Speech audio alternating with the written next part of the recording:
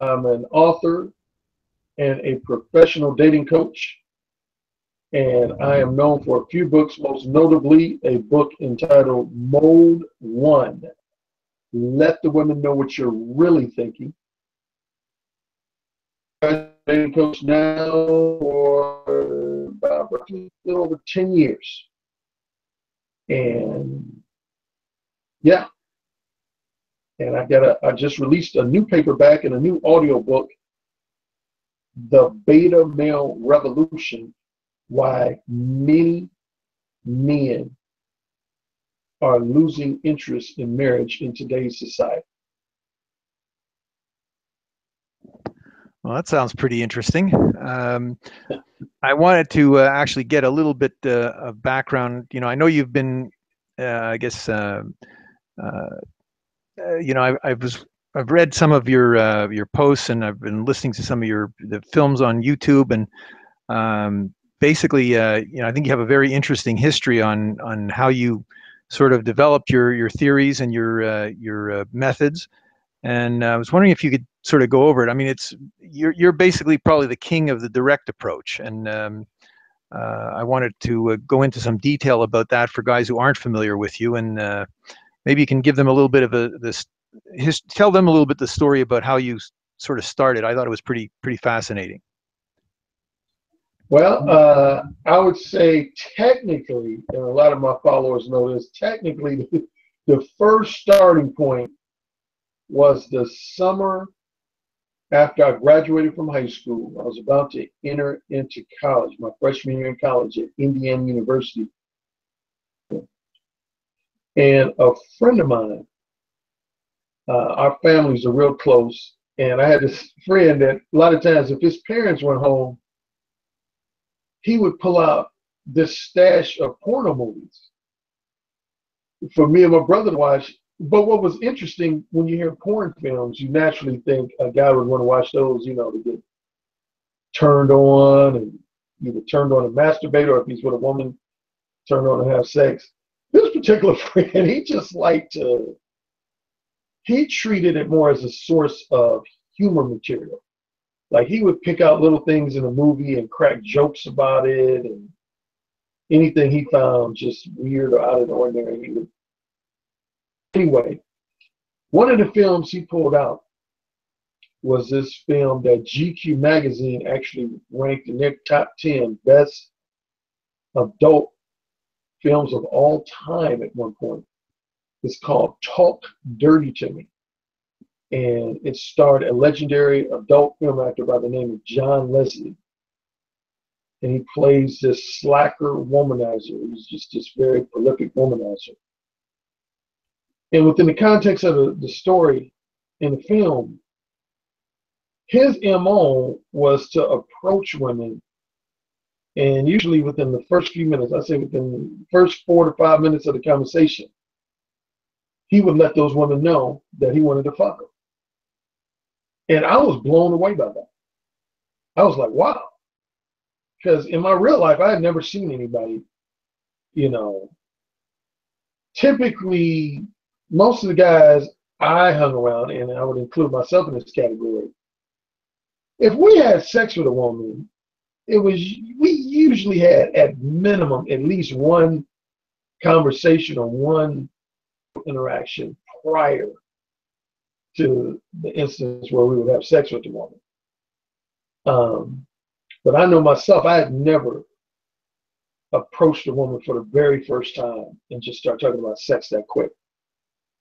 So when I saw him do that, that was amazing. But what was even more enlightening film was the reaction of the woman. Now, I will preface it. Most people listening might say, well, Alan, come on, that's porn. It was scripted. They were scripted to act that way.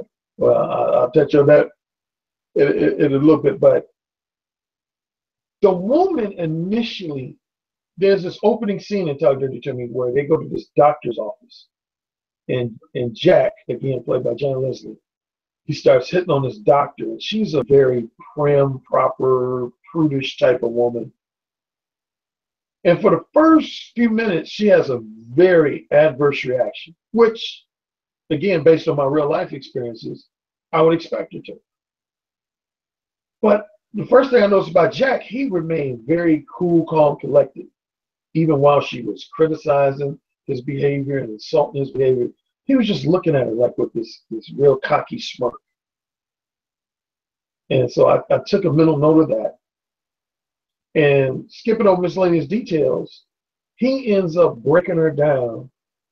And I was just like, wow. Now, again, my brother at the time was like, he saw me kind of taking mental notes, and he was like, come on, bro, that's a movie.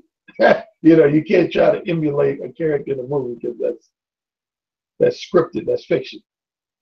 Well, I would say this for me. Lucky I was hard-headed because now fast forward about, I'd say roughly 2.5, 3 years later, I was having some conversations with some women in college. And the ones I was close to, they would like to pick my brain for male insight. And one day I was in a room with about 3 women I knew. And they said, Alan, can we ask you a question? I said, sure. And they said, why do a lot of men question that they really are attracted to you, really are into you, and really want to have this, you know, nice, long-term, emotionally profound relationship with you? But then once you have sex with them 3 times, 5 times, 10 times, whatever, all of a sudden you never hear from them again. I think the term nowadays is called ghosting someone. But that's essentially what they were describing. They said they would just not hear from us. And I said, oh, that's easy. They just want to have casual sex. They weren't interested in a boyfriend-girlfriend relationship. Well, why don't they just say that? And so I kind of teased them and lightheartedly called them whiners and complainers. But then, interesting enough, I found myself somewhat empathizing with their frustration. So this informal survey among some of my fraternity brothers, because I belong to a fraternity, as well as some few guys that weren't in my fraternity. And I would just ask them, I said, let me ask you a question. When you meet a woman and you know that all you want is casual sex, not anything long-term, any type of serious boyfriend-girlfriend relationship, just casual sex, are you straight up with women about that, or do you basically just bullshit? And probably like 98% of guys are like, come on now, you're being naive. Of course you got to bullshit women. You can't let women know from the get-go that all you want to do is get in their pants. Come on, man, you're going to get cursed out, slapped, you know, dogged out, get a bad reputation. Okay, no. You got to pretend, spend a few days, weeks, months pretending like you're really into them and that you open to being their next boyfriend. Then once you get the pussy. And I was like, nah, I'm not flowing with that. That's bullshit. And so we kind of would go back and forth. And then a couple of guys I knew, they were like, okay, Alan, since you want to be on this straightforward kick, why don't you, the next time we hang out at a party, we want to see you just straightforwardly tell a woman that you have no interest in being in a relationship with her. All you want to do is get in her pants. We would love to watch this. And the attitude was, yeah, we're going to enjoy watching you get cursed out, slapped, drinked on your face, whatever. But now this referencing back to what I saw him talk dirty to me. The one thing I emulated from Jack was, I said, if a woman starts having a real negative reaction to anything I say, I'm just going to remain cool, calm, and collected and look them dead in the eyes and just kind of have a calm smirk on my face. And sure enough, that's what I did. And to my pleasant surprise, I got way more reciprocal and favorable reactions than I did. Now, I had some women that, flat out rejected me. But it was interesting, the women who I did end up sleeping with, it was almost this predictable pattern. They would, for the first 3 to 5 minutes, or sometimes the first 10 to 15 minutes, they would have an adverse reaction, just like the doctor in that film. They would, say stuff like, oh my God, I don't believe you're talking to me like that. I'm not a hoe. I'm not a slut. How dare you talk to me? I'm a respectable, good girl, and all this stuff. And I would just look at them like, yeah, okay, whatever. I mean, I wouldn't actually say that, but I would just have this expression on my face. And what I picked up on is that once the women saw that I wasn't going to back down from anything I said, I wasn't going to offer any type of apology for the bold, erotically explicit things I was saying to them, they would ease up. And it's like they would kind of look around to see who might be looking at them. And then they would just say stuff like, "You're nasty. You're real nasty." And anyway, I would end up connecting with these women. And the guys who witnessed it firsthand, eyebrows, they were like, "What the fuck?" They were basically like, "Alan, we saw you from a few feet away, man. This woman was cursing you out. And then all of a sudden you had her smiling. In some cases, you were tongue kissing these chicks. What kind of Jedi mind trick are you using?"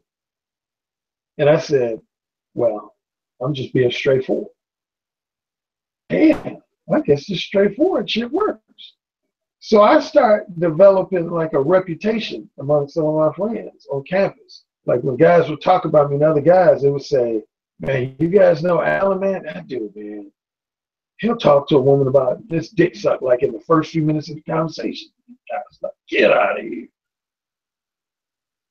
So my brother, who was at another campus, transferred to my campus, and we ended up living together. And a couple of my frat brothers mentioned it to him, like, "Man, your brother, he's something else." My brother, he hadn't seen that side of me. He was like, "What are you talking about?" They're like, "Oh man, your brother, he's the most like straightforward, to the point guy when it comes to talking about sex with women, man. He just has no shame in his game." And my brother was like, "Are you?" And he remembered us watching that movie, so he was basically like, "Are you imitating the guy in the film?" I said, "Yeah, basically. Shit's working for you." I was like, "Yeah, oh, very much so." And he was like, "Really?" I told him a bunch of stories, like, Now, even though I'm his brother and he believed, a lot of the incidents, same day seduction stories I told him, I could tell he's a little bit skeptical. And the turning point was one night we were coming from a party and we went to this grocery store in Bloomington. It was a 24-hour grocery store. It must have been probably like 1:30 in the morning. And when we first pulled up, we saw this young lady pull up about 3 parking spaces to our left. And she was wearing this black miniskirt. She was hot as fuck. And my brother actually noticed her first. He was like, "Man, I would love to have her in my bed tonight." And I said, "You know what? I'm going to go in and get us some food. And I guarantee you, I'll come back with her phone number." And he was like, "Really?" "Okay, Mr. Copley." Now, again, my objective was just to get her phone number. But I ended up seeing her in the aisle. I specifically remember it was the shampoo aisle. And I approached her. And at first I didn't say anything. But first, I'd say 5 to 10 seconds, I didn't even say anything. I just looked at her directly in her eyes. And if guys have purchased my book, the paperback version of Mo 1, they notice that my eyes on the cover of my book. And it's interesting because most of my book is about the effectiveness of verbal communication. I tell guys the most powerful form of nonverbal communication is confident, direct eye contact. So I looked at her directly in the eyes and she said, "Didn't your mother teach you that it was rude to stare at strangers?" So it was like, whatever. And she said, "Well, since you're standing there, maybe you can help me shampoo." She was holding 2 bottles, 2 different brands of shampoo. And I said, "Nice." She did. And I said, "Do I look like I give a fuck with shampoo?" And she just started giggling. And she said, "Wow, aren't you a piece of work?" She said, "Well, since you don't care about my shampoo, what do you care about? What's on your mind right now?" I love for a woman to ask me. And I said, I looked her directly in the eyes and I said, I would love to find a secluded spot in this very grocery store and lift up that mini skirt, slide down your panties, and fuck the shit out of you. And she said, "Oh my God, I don't believe you just said that. No way. I can't believe you said that." And we kind of exchanged some comments. And then I moved towards her. And I just leaned in for a kiss. And she kissed me back. And then a few minutes later, I gestured for her to get on her knees. And she followed suit. And she was sucking my dick in the grocery store. She was on her knees in this 24-hour grocery store sucking my dick. And I'm just standing there like, wow, this is amazing. And we got caught by a stop boy who always joked. He's probably still telling the story to this day. So stop. And then she gave me the keys to her car. Now, this is a woman I just met that night. I could have been some, car thief. She gives me the keys to the car. And first she started describing the car. I said, no, I saw you pull up. I know where your car is. And she said, okay, wait for me in my car, and I'm going to do some more shopping, and then I'll be out. So I came out, went to my brother's car, put my groceries in his car, and then he was, of course, expecting me to get back in the car. He said, where are you going? I said, I'm going to go in this woman's car. He's like, get out of here. I said, seriously, she was just sucking my dick in the grocery store. And he was like, I mean, his face was the funniest. I wish I had a video. He just had his face like you have got to be fucking kidding me. So sure enough, I go in her car. She comes out, I don't know, 5 to 10 minutes later. And again, he's probably about 3 parking spaces to my right. He sees her get in the car. We talk for maybe 30 to 45 seconds. And then he sees her head just drop in my lap. And I just looked over him just with this smile on my face. And he was just looking at me like, what the fuck? And long story short, that was the night that made him a believer. And he was like, so you telling me that when you're real straightforward with women, you get results like this? And I said, well, I can't say I've ever had my dick sucked in a grocery store before, but yeah, pretty much. And he was just like, wow, like in disbelief.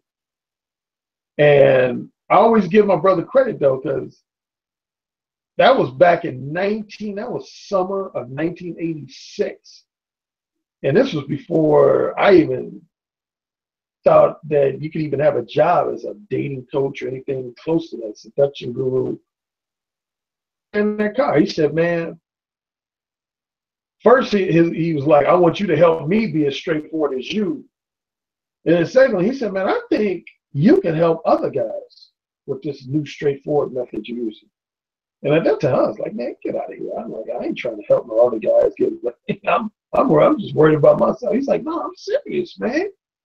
He said, man, I think you've had some type of breakthrough here, man. I think you need to like tutor other guys and you could possibly make some money off of this shit, man. I mean, if you're getting results like that, guys, how to do that, dude. And again, I was waving my hand like, get the fuck out of here. Thinking about tutoring nobody else. But that's what I ended up doing informally. He was one of my, you could say my own brother was my first kind of informal client.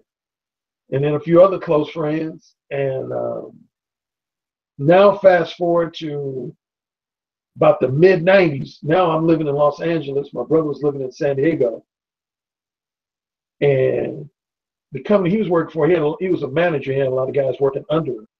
And he said whenever they had free time to shoot the shit, they would always ask him for dating advice. And he would give them his own brand of dating advice. And he said he would always end by saying, but you really need to be talking to my younger brother. And they would say, okay, what's up with your younger brother? He said, oh, my younger brother, he's had some amazing experiences with women. They were like, okay, give us a few examples. He would tell them, they would be like, out of here. They'd be like, wait a minute. You're telling us that your brother can meet a woman at, say, 10 o'clock on a Friday night, and by 10:30, 10:45, he's sleeping with her.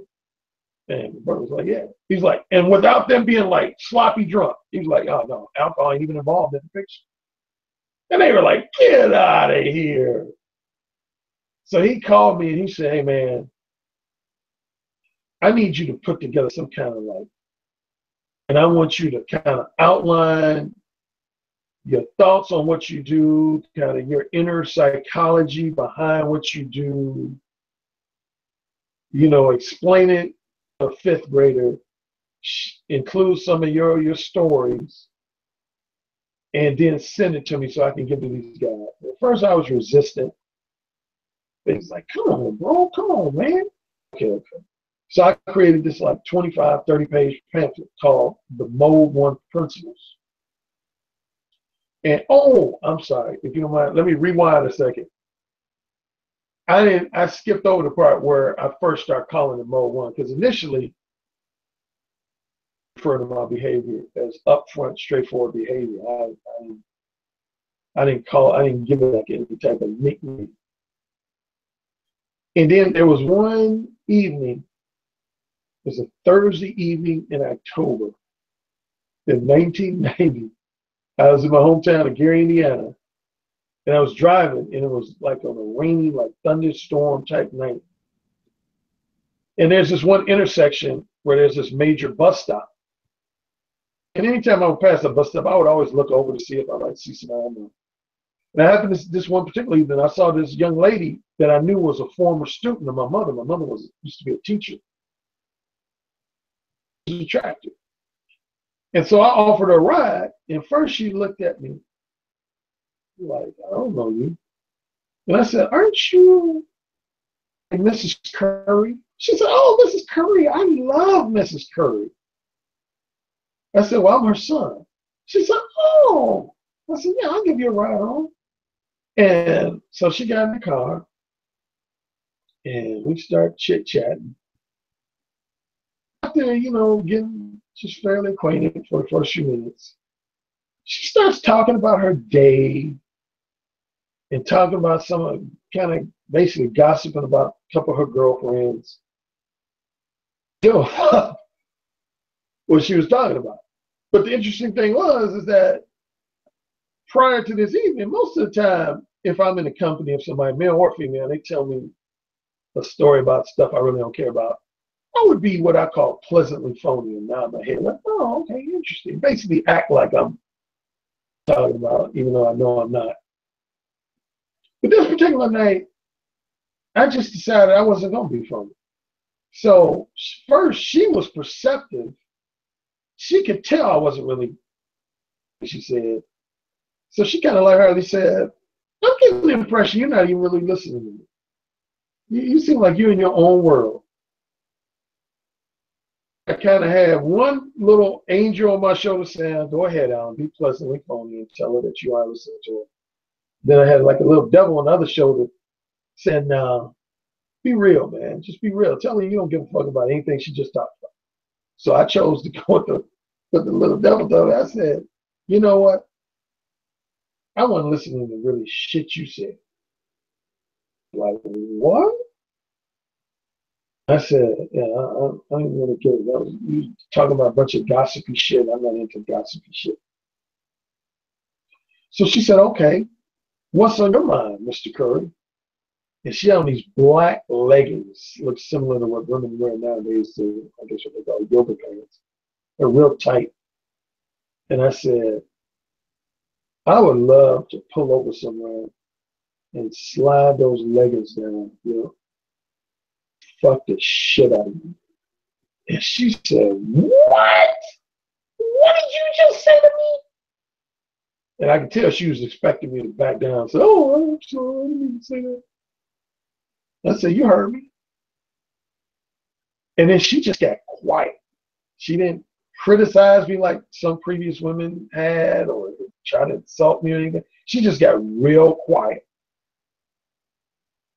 And honestly, for a couple of minutes, I thought to myself, damn, maybe you did fuck up. Maybe you were a little too in your face with your comments. I said, fuck you. I said it. So, and one of my personal rules was once anything comes out of my mouth, I'm not going to back down from it or apologize for it.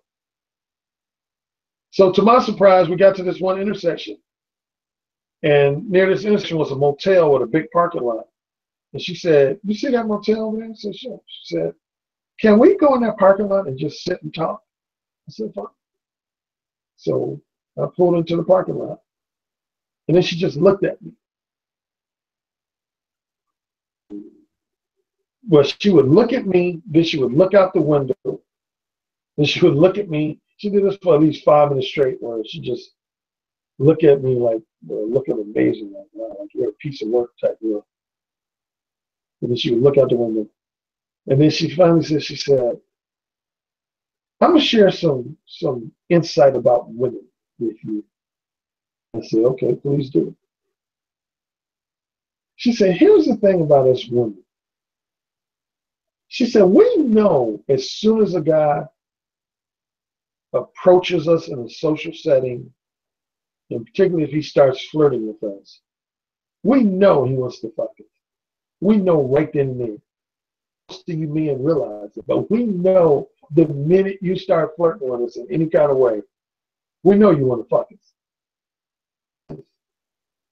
The way women are, we also tend to naturally assume that 99% of the guys we meet would never pause to just come straight forward, say, I want to fuck you. I mean, that's just so rare. She said, but you're in that 1%.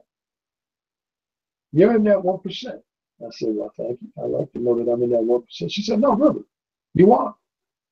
She said, because I can't think of the last time I had a guy that I just met that he wants to fuck me. And she said, I'm going to tell you this too. If a woman is attracted to you, there's nothing more of a powerful turnover than what you just did. She said, because I'm going to confess. She said, my pussy is very wet right now because of your bold straightforwardness. She said, because you said what I wanted to hear, again, would never expect of you. And Cliff, it was so funny because at that moment, this comment about what she wanted to hear but didn't expect it to hear. Speaking, my mind took hold of this, like you could categorize it as a graphic pen, like a pen that some graphic artist would use on a computer or something, and start drawing this matrix, quadrant matrix. And what I did as she was continuing to talk is, in one quadrant, I put in what women want to hear but don't expect to hear. I put in what women both want to hear and expect to hear. Then another quadrant I put in what women don't want to hear but expect to hear. And I had what women neither want to hear nor expect to hear. And I became so obsessed with this quadrant that was being drawn in my head. I didn't care about fucking her or doing anything with making out with her. I wanted to get home and put this on paper. And it was so frustrating to her because she actually, now she was ready to fuck. She was basically, and I said, hey, you know what? It was a Thursday. Tomorrow's Friday. I'm going to hook up with you either Friday or Saturday. She was like, what? Like, you're not going to even like do anything with me right now? I was like, no. Now we'll hook up this weekend. I want to go. I need to get home. She's like, you need to get home. You need to get home. So I took her home, dropped her off. I went home. Couldn't find a piece of paper. So I initially wrote it on a napkin. And my brother, at least once a year, he'll bring that up. When we're talking about stuff to do with my books and everything, he'll say, man, just the thing. This started with you drawing this quadrant on a napkin. I called each quadrant category. I had category 1, category 2, category 3, and category 4. But then as I start fleshing out some of my thoughts in this mode, and when I'm in this mode, and that's when I eventually changed it to mode 1, mode 2, mode 3, and mode 4. And so to give your listeners, most are probably familiar with me, but for those who are not, I'll give the gist of each mode. Mode 1, you've already surmised, is I describe mode 1 verbal communication style is when a man approaches a woman, and within the first few minutes of his first conversation with that woman, he lets that woman know straightforwardly romantic and or sexual desires, interests, and intentions are. He doesn't engage in hardly any what I call entertaining chit chat or fluff talk or small talk. He gets to the point fairly quickly. Mode 2 verbal communication style would be what I would call a conventional, what most people in the pickup artist community would call an indirect style. That would be when a guy approaches a woman, engages in at least 15, 20 minutes worth of flattering and entertaining chit chat and small talk and all whatever nicknames you have for it. And then no earlier than the middle of the conversation, and usually towards the end of the conversation, you in a roundabout way say, hey, I think we should get together sometime and maybe, have dinner or have lunch or hang out or whatever. Most of your communication is very vague and ambiguous on the bush. Mode 3, I actually have 3 subcategories of mode 3. First is what I call mode 3 timid. That would be a guy who just never approaches women because he's just too profoundly afraid of rejection. So if he's at a party or social event, he would stand around or sit around looking at all the beautiful, sexy women walking in front of him or seated near him, but he would never, ever make a move because, again, he's just too profoundly afraid of rejection. The second subcategory of mode 3 would be what I call mode 3 target. And mode 3 target is loosely similar to a mode 2 communicator. He engages in a lot of chit chat, fluff talk, small talk. But the difference between him and a mode 2 is that at least a mode 2 guy at some point, if it's only in a roundabout manner, lets a woman know he's attracted to her and wants to connect with her. A mode 3 target would never do that. He just keeps telling women things about himself that he thinks are impressive to women. So, for example, I drive a nice car, or I graduated from Harvard, or I make 6 figures, or I have a house on the beach. He just keeps throwing out things that he thinks is going to impress that woman to the point where she'll say, oh my God, you're such an impressive guy. I need to get your number. And then the third and final subcategory of mode 3 would be simply what I call a mode 3 liar, or mode, if he's in a relationship or married, a mode 3 cheater. And that's a guy who'll do one or two things. If he's single, he will usually spend days, weeks, months pretending with being that woman's platonic friend when he knows deep down that he wants to interact with her in a romantic or sexual manner. As I call it, fun clubbing. That's called fun clubbing. Anytime you maintain a disingenuous friendship with a woman. And then if the guy is married or in a relationship, but he's lying to the woman and giving her the impression he's single, I just simply call that a mode 3 cheater or mode 3 adulterer. And in the final mode, excuse me, mode 4 is usually a guy that was previously mode 2 or previously a mode 3 communicator. He feels like he's either been harshly rejected, harshly criticized, harshly insulted. He, over a period of time, develops a certain degree of bitterness and misogynistic resentment towards women to the point where he now hates women. He just can't stand them. He might still want to fuck them, but as human beings, he hates them. So most of this conversation is with women who's going to sit around insulting them and piss them off, trying to say things, going to get them agitated.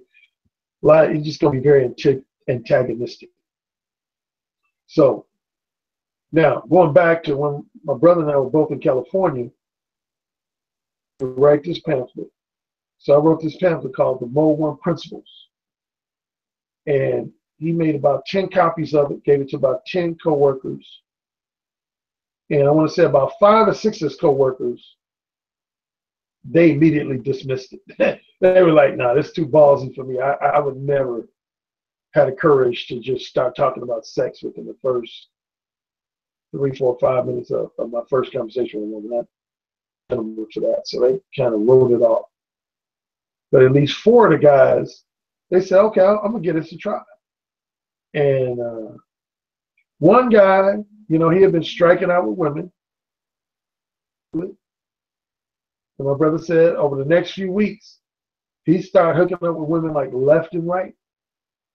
And then another guy who was like super duper duper shy, like epitome of a shy, introverted type guy.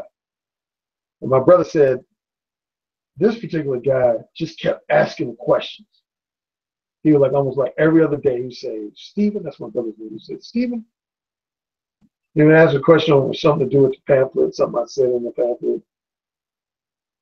And long story short, he had to crush on this woman in a shopping mall. And he told my brother, he went up to the woman and he said, I think you and I should share each other's company within the next couple of weeks. And the woman was like, really? And why should we do that? He said, because I know I'm going to charm you. I know you're going to, you know, you're attracted to me.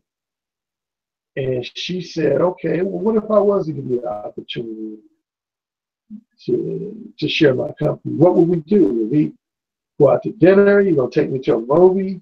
And one of the things I said in my pamphlet is if a woman starts throwing out recommendations, if you're in agreement with one of those recommendations, then go with the flow. Say all of those are desirable options, but my first preference is to, and then insert whatever your top priority is. So he used that. He said those are all desirable options, but my first preference would be for you to come over to my place and I maybe cook you a meal. We watch a movie, then you give me a massage, I give you a massage, and then we take a shower together. Now, if you knew this guy, again, he's very shy, introverted. This was totally out of his character to say anything remotely like it. And he told my brother, he said inside he was trembling like a little girl. But he said externally he modeled himself after Sean Connery as James Bond. The woman had an adverse reaction, which I predicted in my pamphlet. He said she was like, oh my God, what did you say? What did you say? Come again? But in my pamphlet, I said, anticipate that and remain cool, calm, and collected, which he did. And he said she calmed down after a while, and she said, you know what? That was such an original approach that I'm going to go ahead and get together with you. A weirdo psycho, at least I got my fingers crossed. And he ended up hooking up. And about 10 months later, they were engaged. That guy and the first guy I told you about, they came to my brother. They said, man, to turn this into a book. This is powerful shit, man. It's like changed my life, man. He really needs to turn this Mode 1. This is really powerful stuff. And so then my brother, just for the next few years, he just kept bugging me. He's like, hey, man, you need to turn this into a book, man. You need to turn this into, and I kept brushing him off like, yeah, whatever. In 2001, I turned the pamphlet into an ebook. I called AskMen.com. And I started selling to a lot of single heterosexual men on that site, and it was selling like hotcakes. And then finally in 2006, I turned it into a paperback. And that was my first paperback. And since then, I've had 3 subsequent paperbacks. My second paperback was upfront and straightforward. Game players know what you're really thinking. My third paperback was Ooh, Say It Again, Mastering the Fine Art of Verbal Seduction and Oral Sex, AURAL sex. Since 2012, it's been my best-selling paperback. And then my most recent paperback is The Beta Male Revolution. Well, that was I know that was a long backstory. that was quite a good history lesson there. I appreciate that. Brought up a couple of things I want to ask you about. Okay. I think the first thing that occurs to I think everybody is that bad reaction that women often would have. First question I would ask you is like, in terms of percentages, if out of like a, out of the women that you've done this with, what's been the percentage of ones that have been positive and ones that have been negative? And obviously it really actually doesn't matter when you think about it, because you got some positive ones and that's what really matters. But I'm just curious what the general expectation of the response is of you execute the very bold invitation, and then you sort of sit there and hold your ground, and then I'm sure that it seems like a good number of them become interested because you did hold your ground. But I'm curious about what the success ratio is. I always tell guys, I get asked this question quite a bit, and over the years, when I first started, it was real high. I was probably seducing, I don't know, I'd say at minimum 4 out of every 7 women I was approaching. And here's what I would say more specifically. The vast majority of the women who took time to give me a lengthy adverse reaction, I ended up fucking them, or at least getting my dick sucked out. And here's why. And this is what I spoke in London a few years ago. And I talked about this. Well, this will lead me to another thing that's featured in just about all my books. I say once you're more woman with women, for a woman is going to fall under one of these 4 categories.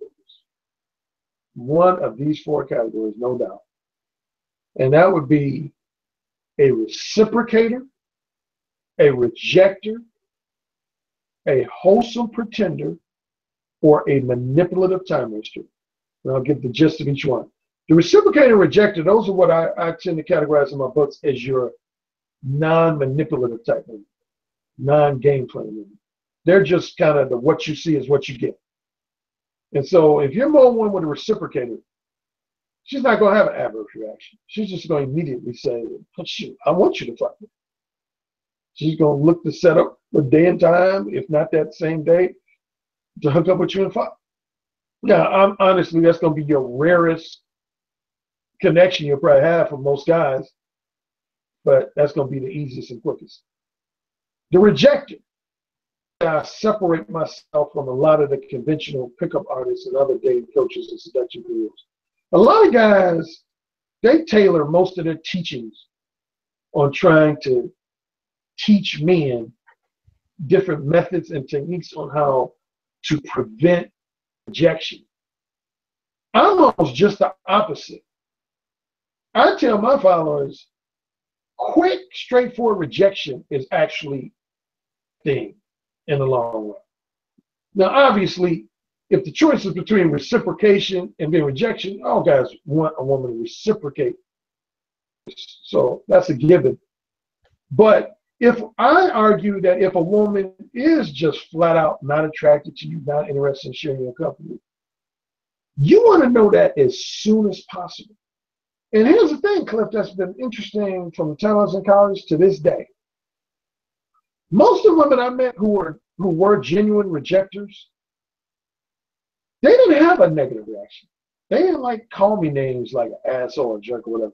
I would say at least half of them were actually amused with my approach. They would say, wow, you're so straightforward. I love it. But they were going to tell me that they were married and in love.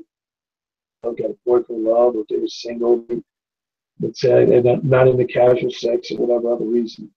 But more often than not, they were pleasant about it. So I tell guys to welcome the rejectors. Now, the two trickier types is the wholesome pretenders and the manipulative time wasters. The wholesome pretenders are pretty much the women I've been describing, give you 5 to 15 minutes worth of an adverse reaction. And what they're doing essentially is they're testing you. Because, see, when you're mode 1, you're going against just about every woman's, what I refer to as their social programming and or cultural conditioning. Basically, all the brainwashing that mommy gave them, the older sister gave them, people at the church gave them. You know, just about every woman out here, their mother, stepmother, father, stepfather, grandmother, whoever, people influential in their life have told them, when you get to the age of 15, gentlemen are going to act this way. Guys you want to connect with are going to do this. They're going to invite you to dinner. They're going to treat you to dinner. They're going to give you a Hallmark card for Valentine's Day. So these women absorb that. So when you come at them in a bold, brash, mode 1 style, and to them subconsciously, your social programming is bullshit. And that's why they're going to have that negative reaction, because they're saying, wow, this guy is exhibiting behavior that totally contradicts my social programming. But here's the kicker with the wholesome pretender. Her pussy, so to speak, is not falling in line. It's like the pussy, figuratively speaking, is saying, shit, I like this guy's balls. I want to fuck this guy. This guy got backbone. He got some balls. I want to give him some pussy. And the intellectual voice, again, the voice of what I call their social program, said, no, your mother said be a good girl. Present yourself as a wholesome good girl. That's the only way you're going to find a long-term boyfriend or future husband. Be a good girl. But the pussy is saying, no, go ahead. This guy, he got balls. So that's why their negative reaction is their way of handling their inner debate that they have. I tell guys in my book, we'll say it again, pretenders, whether it's for 2 or 3 minutes or as long as a half hour, they have an internal debate in their head between their good girl side and their side that wants to fuck. And it's about you as a man, if you're able to make that naughty girl voice louder than their good girl voice. And then, so just about I've seduced just about every wholesome pretender I've ever encountered. And the final category, and this is why I'm not a fan of indirect, because there's always this big direct versus indirect. Manipulative time waster. A manipulative time waster, in the same way a wholesome pretender is a woman who's really a reciprocator, but she wants to give you the misleading impression that she's on the verge of being a rejecter. A manipulative time waster is just the opposite. That's a woman who really is a rejecter. She's not really attracted to you other than for a platonic friend. She knows from the get-go she's not going to share your company in any type of romantic or sexual manner, but either because you have a very entertaining and charismatic personality, she knows she wants to recruit you as a platonic male friend, a male girlfriend, a play brother, or if you make a nice money, you know, got a nice set of material possessions, she knows she wants to use you for free meals, free lunches, financial favors, materialistic gifts. So manipulative time wasters, that's probably the most scandalous manipulative women of all. Because these are the women out here, they know they're not going to give you the pussy. And trust me, this is not me talking about heaven. When I lived in Los Angeles, I had these temp assignments when I was in between some of the top movie studios like Paramount Pictures and 20th Century Fox. And a lot of times they would put me in departments where it was like 90% women. And I would hear these manipulative time waster types talking, man, it would just blow my mind. I was like, wow. And sometimes they would allow me to join the conversation. I would tell them about how I am. And they would say, see, Alan, you're too straightforward. We wouldn't be able to manipulate you like we do these other guys. But Yeah, they were talking about how they would have guys paying their car note, subsidizing their mortgage payments, paying all kinds of other bills, and they hadn't even fucked these guys yet. Suck these suck these guys' dicks not even one time, just by using, and this is the title of one of my other books, the possibility of sex. See, that's the main ammunition of a manipulative time waster. As long as they've gotten you to believe you have the possibility of fucking them, and you're a naive type guy, they know you're going to spend money on them. You're going to engage in hours of bullshit conversation with them. And see, these are the women that have the negative reactions. The women who will reject a guy for being on one and genuinely have a genuine negative reaction is not going to be the rejectors. It's going to be the manipulative time wasters. Why? Because you're denying these women the opportunity to mislead you, manipulate you, and play games with you. That's very interesting categorizations for sure. Mm-hmm. I guess the next thing I was curious about is that you gave the example of the guy who was shy, and how when he sort of made his proposal, he sort of proposed that I think it was at the end he suggested they take a shower together. Mm-hmm. And what occurs to me is that there's probably a middle ground between telling a girl you want to fuck the shit out of her and being a little bit more kind of romantic language, which is not she's going to understand what you're saying and what your intentions are, but it's a little more call it charming or more. And I'm curious, I assume that over the years you probably experimented with the degree of directness, and I'm curious, Mm-hmm. what do you what your thoughts are on, is it important to be more blunt and bold the way that you describe it, or do you think the more romantic thing is a worthwhile pursuit? Well, that's a good question, and I've discussed this before. My general response is it depends on what your objective is. I would say if your objective is to have sex with a woman within the context of more of a boyfriend girlfriend type scenario, or at least long-term lovers, then it won't hurt you to be more romantic with your language and use, I guess, more sexual innuendo. But what I found, and I say this emphatically in my book, Who Say It Again, if your objective is strictly casual sex, like you know for a fact that all you want is a fuck buddy, not somebody you're going to be spending roughly an equal amount of time with, both sexually and non-sexually, but somebody that you just would hook up with just for fucking, I would venture to say you pretty much gotta be X-rated. Because what I found from both my interactions with women as well as my conversations with women, that more kind of romantic,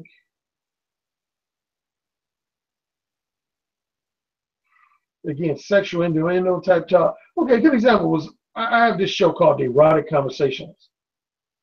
This guest I had named Crystal. And there was a portion of this interview where we talked about this very issue. And she basically expressed it. She said, I'm paraphrasing some of the words, but she basically said, if a guy comes at me and he's real kind of smooth in like a romantic type of way, she said, that's when I'm going to think that that guy wants to be my next boyfriend. And I'm going to respond and react accordingly. And if he ends up just having sex with me, but I find out he wasn't genuine about wanting to be my boyfriend, I'm going to have a high degree of bitterness towards that guy, resentment towards that guy. And that's what I see happening with a lot of guys, including my own frat brothers back in the college days. That's basically what they would do. That was the technique they were doing. Is that they were, and even myself to a certain degree before I started being my own one, that's what I would do. But yeah, that was the MO of a lot of my friends and frat brothers in college. They would do I'm gonna make this woman think I want her to be my boyfriend, but then once I get the pussy, I'm just gonna dump her. And that leaves women feeling very bitter. And now some guys might say, I don't give a fuck if women feel bitter, so what? And if you're that type of guy, then do what you gotta do. But I'm the type of guy, I didn't want women to feel like I misled them or with their emotions. That's kind of one of my, you could say, ethical convictions. I've never wanted a woman to feel like that towards me. I'm the type of guy that if I know I just want casual sex from a woman, I want a woman to be crystal clear. Fuck them.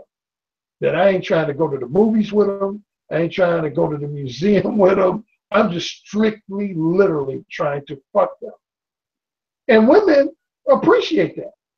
Like, I can name so many women over the years that have told their girlfriends, they might have a lighthearted criticism we hear in there as far as my X-rated language. But they say, you know one thing about Alan I give him? He don't bullshit women. He tells women straight up that he wants them just to be his fuck buddy. And I do. And so, to me, that's the main deciding factor as far as what language. Because when you're looking for a fuck buddy, when a woman is going to agree to be a guy's fuck buddy, she ain't looking for romance. She ain't looking for flowers on the first date. She's looking for a guy that's going to pull her hair, slap her ass, and be like, bitch, whose pussy is this? She wants to be, for lack of a better way of putting it, women, when they're looking for just straight fucking, they want to be treated like the nasty, dirty slut. They want to be treated like that. They get off on that. That gets their pussy wet. I can't tell you how many women I've had that have supported this statement of mine, that have flat out told me that, after we, in the middle of us fucking, or after we got finished fucking. Like, I remember this one woman I fucked in San Diego. Perfect example. We were talking after we had fucked a couple times. And she said that. She said, Alan, if you had tried to smooth talk me, basically saying, use a bunch of that romantically smooth, more palatable type language, she said, I would have never had sex with you as quick as I did. She said, but you had my pussy so wet because you were just so bold and just brash with your language. I mean, you were just talking to me like I was just like, or something. And she said, a part of me, it pissed me off because I felt like you were disrespecting me. But she said, the balls out nature of it just got me so wet. So, yeah, that's what I would tell guys. If you're going to plan on spending time with women non-sexually in addition to sexually, go ahead and be smooth and romantic and all that stuff. Straight up, again, just fuck that. That romantically smooth shit. That's bullshit. It's a waste of time. My personal experience is I don't think if you wanted to have the girlfriend and you'd started off as on that super direct method, I don't think it makes any difference most of the time, unless she really doesn't want to get involved. But generally speaking, if you are successful with the bold approach, you will have the option to have her as your girlfriend if you wanted afterwards. I agree with that. Yeah, I agree with that. Yeah, I would co-sign with that. And the thing that I guess, I'm sure you've heard this one before, but I encounter a lot of guys who are shy and have a hard time approaching women and basically having any kind of success with them. And what I wanted to ask you is, based on your experience over all these years, what can you advise guys in terms of becoming more bold and breaking out of their shells and actually trying this when it's probably terrifies the shit out of them? Well, the best thing I tell guys is you just got, my figurative analogy is you just got to jump in the pool. Because like a lot of guys, for example, with me, a lot of guys think I took baby steps and say, for example, let's use language. Some guys think I started off being PG, and then after a few weeks or months, then R-rated, and then after a few months, escalated up to X-rated, and then finally triple X-rated. But I just started being more one. I mean, I wouldn't say it was any quote unquote baby steps to it. My thing was this. Here's what talked dirty to me, was very enlightening for me. Once I knew about the archetype of the wholesome pretender type, basically that women pretend to be much more monogamy oriented than they really are, much more prudish and sexually conservative than they really are. Absorb that fact, and that fact alone, it changed my whole world. Because to this day, like now, when I look at most women who publicly present themselves as what I call the prudish good girl types, I know that 4 out of every 5 women who present themselves like that, it's a facade.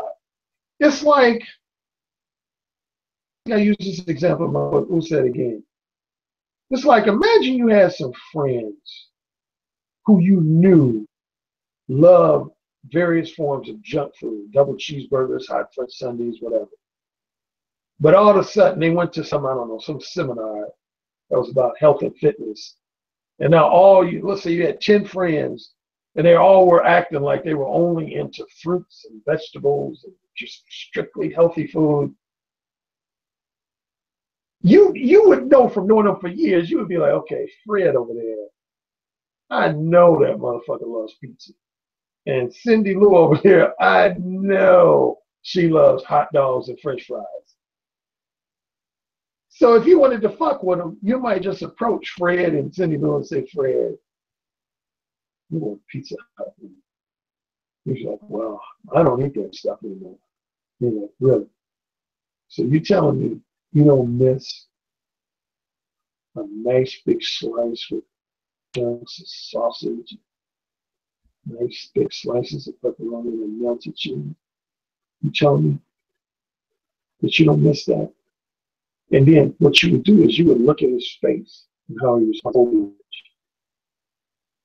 Now, if he looked like he was really, truly committed, you would probably leave him alone. Same with your female friend, Cindy Lou.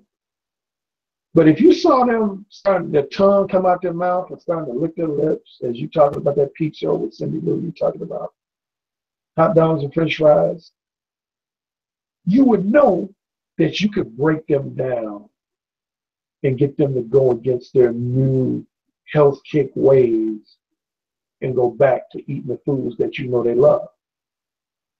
Again, using that as an analogy, that's how I look at women.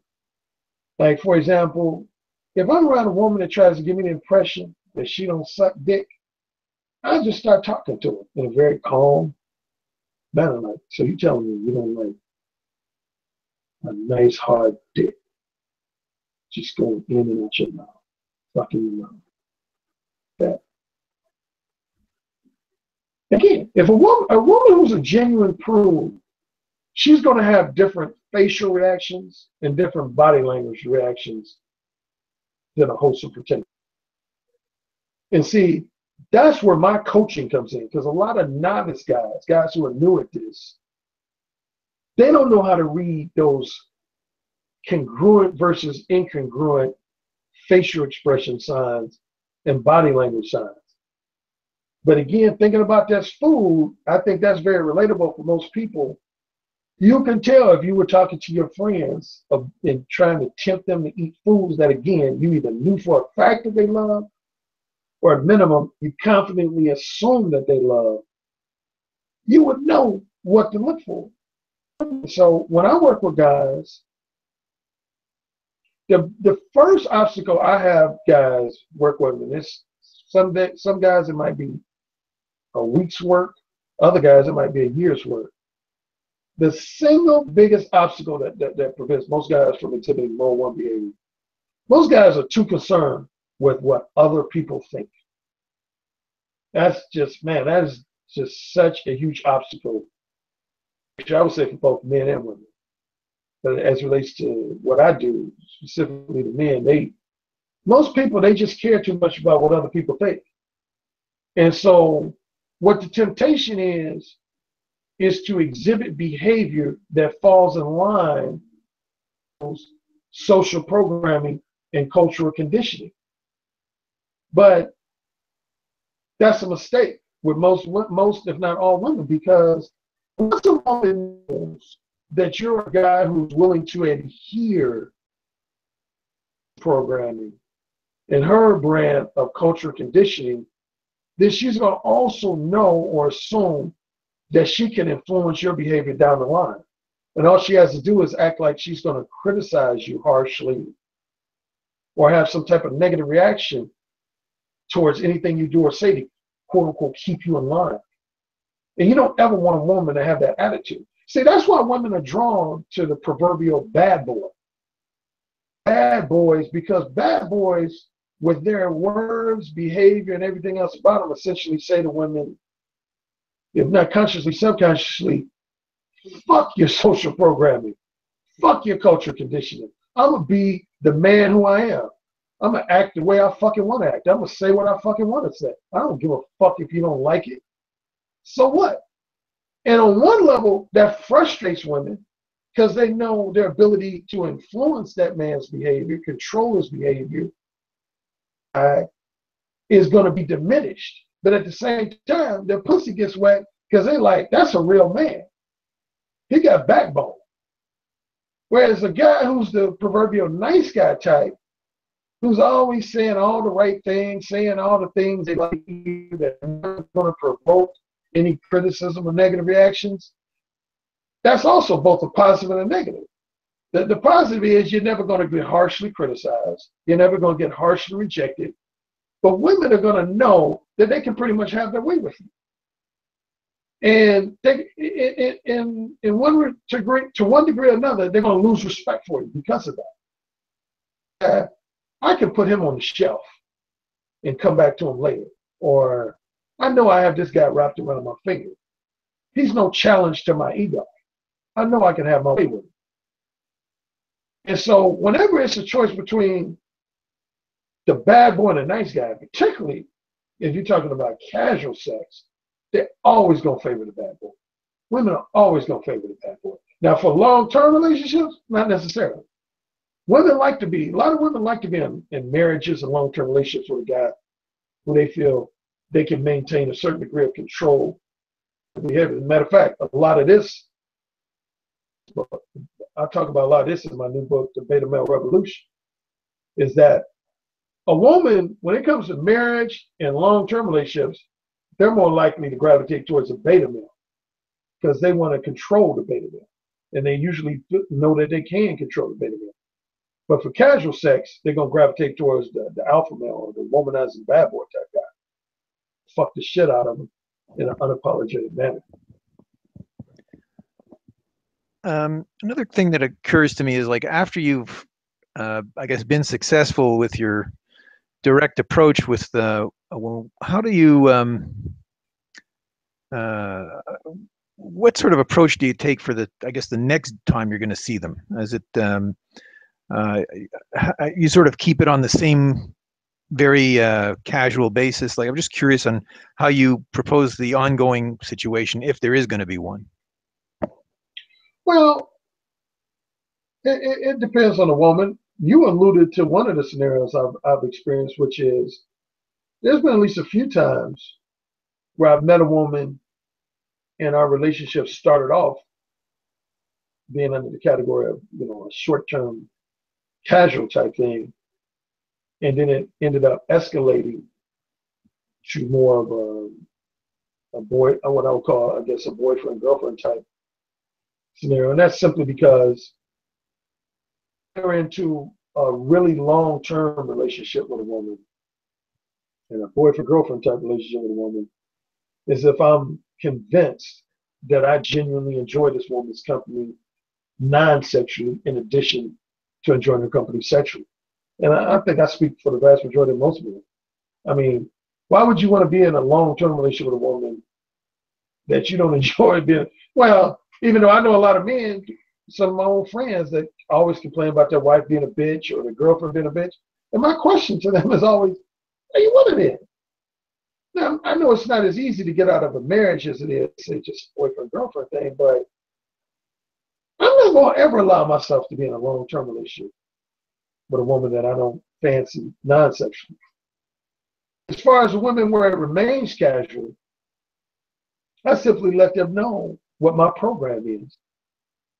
Either immediately adhere to my program, or if they feel like they can't roll with my program, you know. But I let them know up front that I'm going to be fucking other women,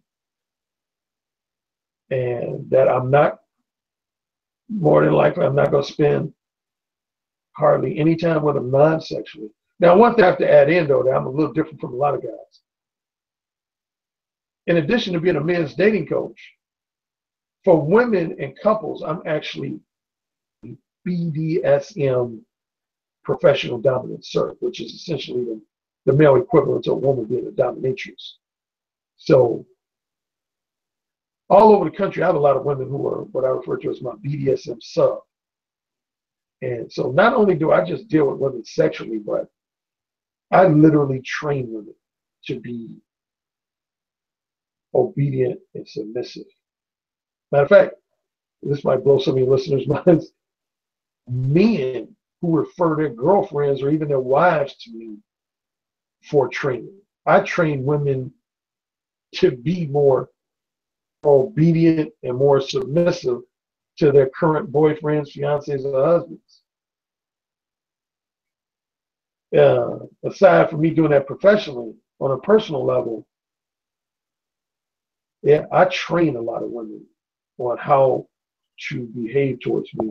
And if they're not willing to be, obedient and submissive to me, I don't really have anything to do. Matter of fact, a little lighthearted side note here, like when the book, what's it called, 50 Shades of Grey first came out, I cannot tell you how many female acquaintances of mine called me or wrote me messages referring to me as the Black Christian Grey, which for those not with the book, that's the main lead male character in that book. Christian Grey, he's like a dominant, a BDSM type dominant.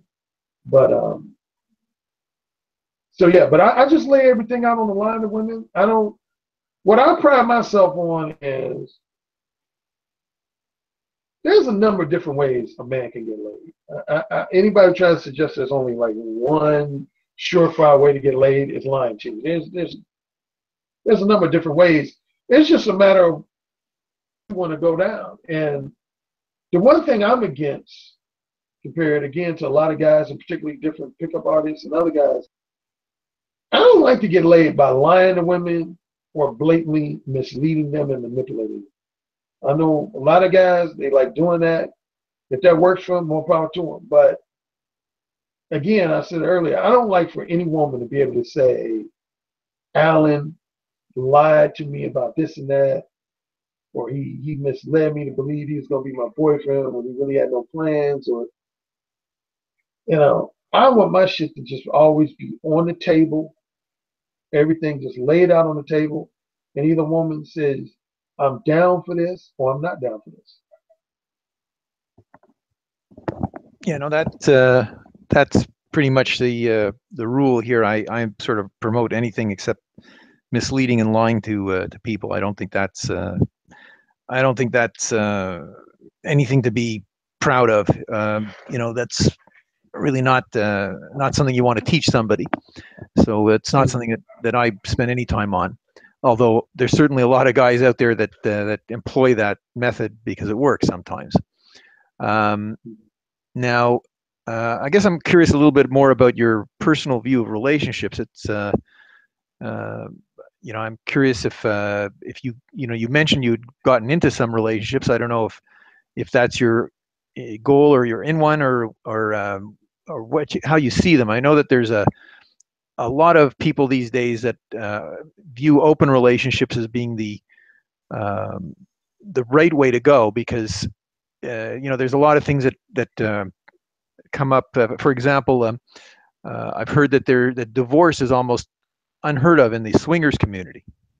I don't know if that's true or not, but meanwhile, I've heard that. And, I've seen other guys that have philosophies where, once you take sex out of the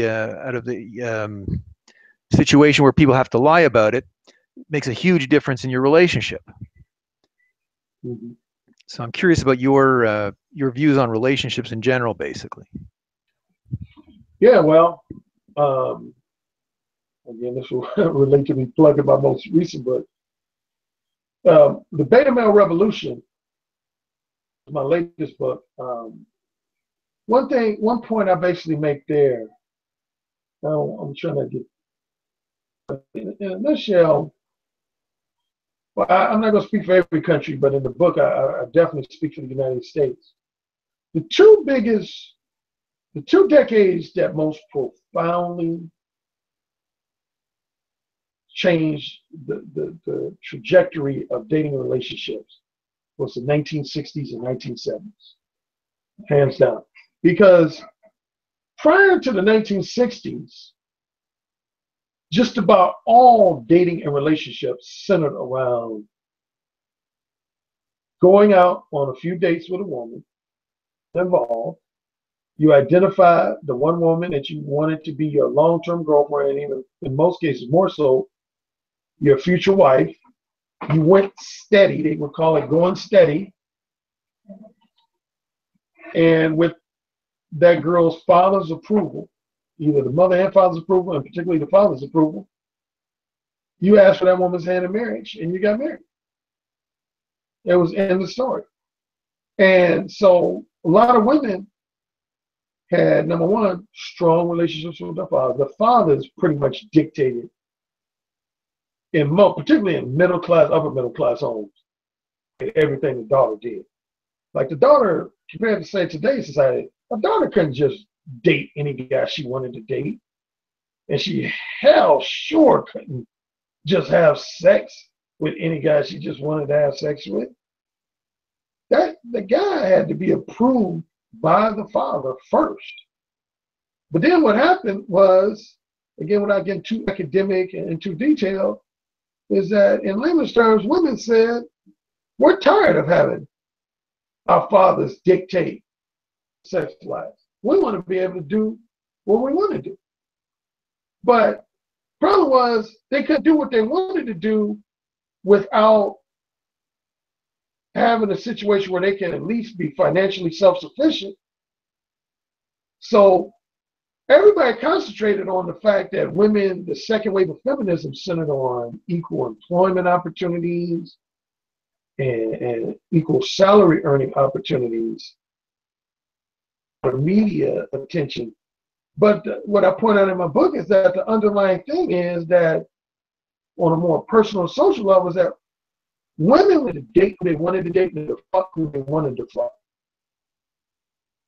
And sure enough, once the various things that happened in the 1960s and 70s, such as the introduction of the birth control pill, in the early 70s, the legalization of abortion, the revolution, among a few other factors, now comfortable with the idea of fucking before marriage. Because see, like in my mother and grandmother's generation, my mother would have got kicked out of her house if she would have got identified as fucking before she got married. My grandfather didn't play that shit, and most mothers' fathers didn't play that shit. Women would literally get booted out of their house if they knew, if their father found out they were fucking without being married. And if you got pregnant, oh shit, you got disowned. Whereas today, look around. I mean, how many women, we know women are fucking like crazy, and women are having babies without being married like it's no big deal. That was unheard of in 1930s, 1940s, 1950s in most families. So all that to say that once women became comfortable with being able to fuck any guy they wanted to prior to marriage without being married and even having kids without being married, now a lot of men have said, well, shit, what's the point of getting married? And then what really caused a lot of things to happen is that this is a routine women were running on guys before the advent of the internet. Is a lot of women starting with the 1960s, 1970s, 1980s, is they would fuck a bunch of the womanizing bad boy types or the womanizing alpha male types between, say, 18 and 24, 18 and 29. And then starting with anywhere between 25 and 30, they start looking for the polite, nice, easy to get along with beta male who they knew was going to, propose marriage to them. Is the internet happened first, then slowly but surely the manosphere started developing, which I would say you contributed heavily to the influence of the manosphere, in addition to some other guys in their sites. And then what basically happened is you had a lot of these womanizing bad boy alpha males having direct contact with these naive, wet behind the ears beta males. And the beta males were like, what? You mean you were able to sleep with this woman without taking her to dinner 5 times and without bringing her flowers and without giving her a Hallmark card on a Valentine's Day? Are you kidding me? So it's like beta males are like, oh shit, we've been duped. Like a guy thinking he's bought a new car only to find out that it was a refurbished, pre-owned car. That's what was happening with a lot of these beta males. And that's why I call it the beta male revolution, because, they basically said, well, shit.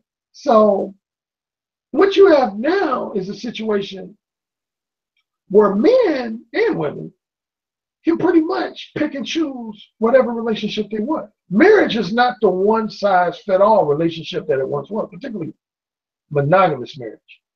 A number of different relationships. Now, you mentioned, there's men and women who engage in openly polyamorous marriages.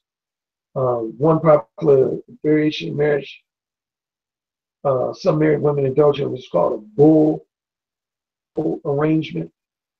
You got sugar daddy, sugar baby relationships that take off. You got what's known as polyamorous families, where you might have in one household, you might have, say, 5 women living in the same household, and they all, loving on each other and fucking each other. And just a number of different, in life, period, even beyond dating relationships, a lot of things like Amazon would be a good example. Amazon is very niche oriented. A thing I use for my podcast shows, Blog Talk Radio, is very niche oriented, general radio shows. And so now you go on Blog Talk Radio, if you want to hear a show about just specifically to do with auto mechanics, you can hear that. And relationships, to me, have become very niche oriented. There's not really too many relationships that you can't have. I mean, legally, the only relationships that you're prevented from having here in the United States, you can't be a bigamist and you can't be a polygamist. Relation that comes close is you can have a wife in what's known as a concubine. A concubine is, the listeners are not familiar with that term, that's kind of an openly known mistress or an additional lover that a married man has, who usually lives with him and his wife. And she might take on the role of the housekeeper or the nanny, but the husband is fucking her with the wife's approval. So, yeah, there's just a lot of different relationships. I've personally enjoyed my long-term non-monogamous relationships, where it's an open relationship, but there's still like an emotional connection, emotional bond there. But long-term monogamous relationships, I've had a handful. I've had a number of short-term monogamous relationships, what most people call serial monogamous. Those relationships have worked for me. And of course, short-term non-monogamous relationships, just basic promiscuity, has worked as long as I remain safe and the STD and all that. That's a good thing, knock on wood. But yeah, I think men and women today, man, marriage just plain and simply does not a strictly monogamous marriage does not have nearly the same appeal for men. I can't say that for women, but for men, the early to middle part of the 20th century. Now, for women, marriage and relationships is always going to be appealing to them because if nothing else, you heard me always make these distinctions between the appeal of a woman's sexual companionship versus the appeal of their non-sexual companionship. Women always want validation for the appeal of their non-sexual companionship. And that's one of the main reasons why women love relationships and why they love marriage. Because when a woman gets married, what that announces to her, all her friends and acquaintances and anybody else in the world, is that there's at least one man who's agreeing to indefinitely spend time with her just as much, if not more time, non-sexually. And women love that. And that's similarly, that's why most women hate the label slut. It's not just because it insinuates that they've had sex with a number of different guys. A slut, what that's almost saying to the world is that guys only want to spend time with you for sexual purposes. They don't want to spend time with you non-sexually. And most women, other than the very open-minded, free-spirited type women, perception. They want to always feel like their non-sexual attention and companionship is appealing and valuable to men. And so that's why they love relationships. And in addition to, they also, if a guy has means, they want access to a guy's financial resources and material possessions. One other question I'm curious to ask you is: do you find as time has gone on and as I guess everybody gets older, that anything that you've been doing has changed at all because of that? Right. Okay. I think I understood that question, but run it by me one more time. Well, like guys get older and their relationships change. They're now not the same as they were when they were 20. Okay. I think a lot of guys when they're older, it's they're a little bit afraid of coming across as creepy when they approach younger women. I guess that's something that probably enters into this in some form or another. When you're older, if you're going to still be so direct, imagine that you're going to possibly get even more negative reactions sometimes. Although maybe that's just my own perception of it. Well, see, here's the thing: when I work with my male clients, and I think I alluded to this earlier, is that the first thing you got to ask yourself is negative reactions. Well, it depends on if you can say a 30-second or a 2-minute negative reaction versus a 10 to 15-minute negative reaction. The longer the negative reaction is, as a man, you just got to ask yourself, why is this woman taking the time to give me such a lengthy negative reaction? It's just like part of this event called the Direct Dating Summit in London that was organized by a guy named Sasha Daygame. And there was one moment during my presentation that I swear it had this auditorium so silent you could hear a pin drop. Because somebody was asking me questions related to, and I said, fellas, let me ask you a question. Think of a time when somebody asked you for a favor or was asking you for something of value, like, I don't know, they asked you to borrow $500 or they asked you to borrow your car for the weekend or something. And you had the power and ability to deny them something that they wanted, something of value. Why would you be pissed if you chose to deny that person whatever it was they wanted? Like if you're a mortgage loan officer and you had total power to grant a person, a couple, a married couple a mortgage loan or deny them a mortgage loan. And when some of you were forced by an upper manager, he was all on you. And let's say you chose to deny them a mortgage loan. Why would you be pissed? And all the guys in our return just looked at each other like, damn, I thought about that. And then, of course, I correlated that to women. I said, if you approach a woman, and you're basically seeking her sexual companionship, and she has the power to deny you her sexual companionship, why would she be pissed? Why wouldn't she just deny you and go about her way, which is what most true rejectors do? Why would a woman want to spend like 5, 10, 15 minutes, admonishing you? And again, it was just really quiet. And the point I went on to make, back to that category of women I call the manipulative time wasters. See, look at men as a big target on their back.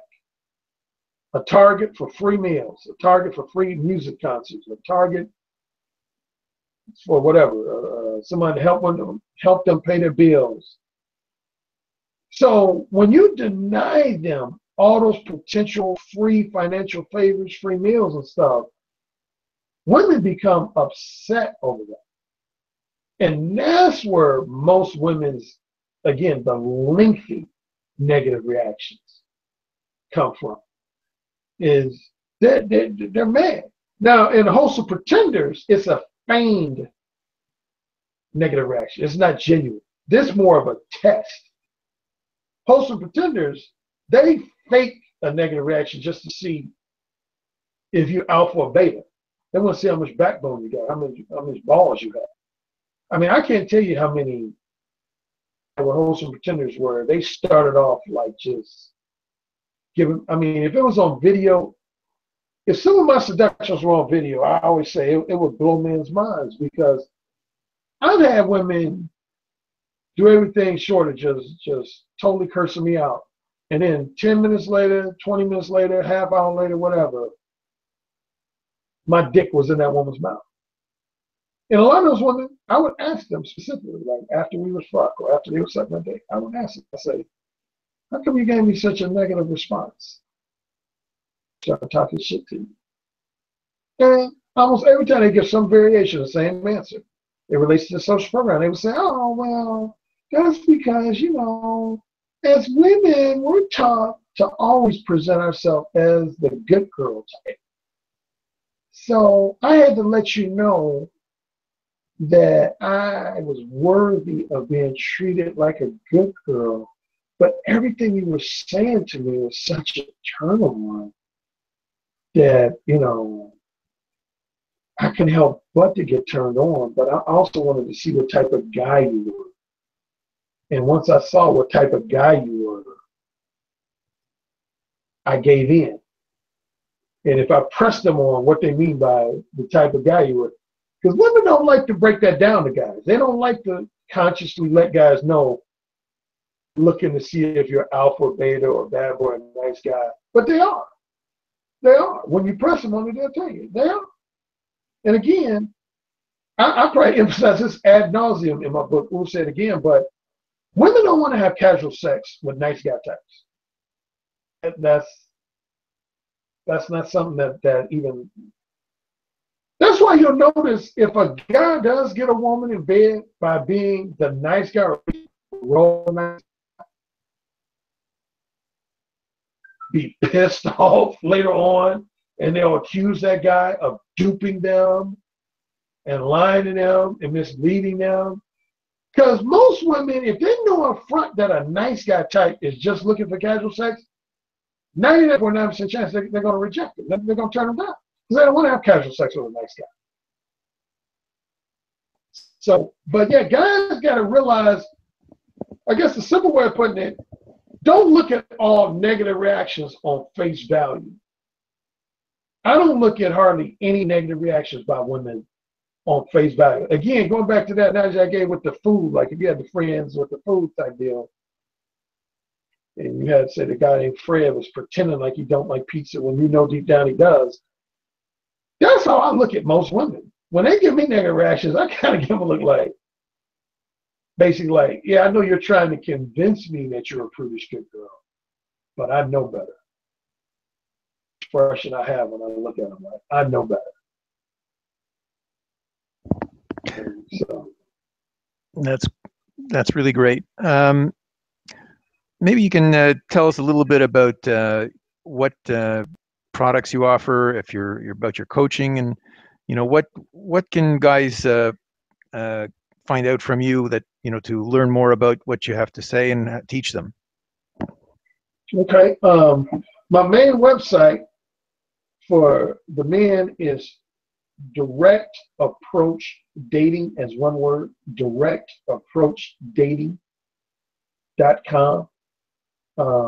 And I believe if you go to my old site, which was mo1.net, it will redirect you to directapproachdating.com. And what I offer, email consultations for male clients in different packages. It can be two email exchanges, 5 email exchanges, or 10 email exchanges for different prices.